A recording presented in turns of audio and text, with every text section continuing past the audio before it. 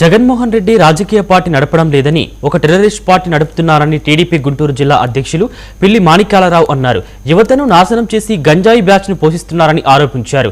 కూటమి ప్రభుత్వం అందిస్తున్న సుపరిపాలన చూసి ఓర్చుకోలేక వెన్నుపోటుకు 2 ఏళ్లు అని ప్రచారం చేస్తున్నారని మండిపడ్డారు. వైసీపీ హయాంలో ఒక్క ఉద్యోగమైనా కల్పించారని ప్రశ్నించారు.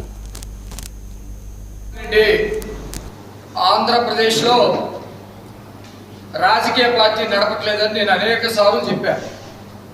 చాలామంది మీలో కూడా రాజకీయ పార్టీ నడపట్లేదా అని చెప్పేసి నవ్వుకున్నారు.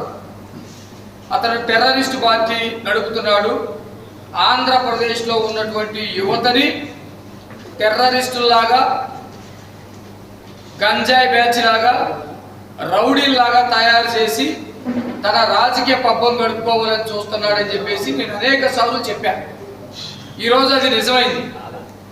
జనరల్గా రాజకీయ పార్టీ ప్రజల్లో చైతన్యం తీసుకురావటం, అధికారానికి రావటం, ప్రజలకి మేలు చేయటం, ఇది రాజకీయ పార్టీ యొక్క లక్షణం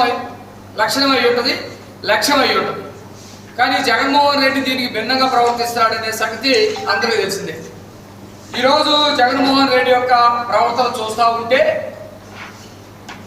ఆయన సైకో పార్టీ నుంచి గొడ్డల పార్టీగా ఎదిగాడు. సరే, గొడ్డల పార్టీ దగ్గరైనా ఉంటాడు అనుకుంటే గొడ్డల పార్టీ నుంచి బొద్దింక పార్టీకి దిగజారు.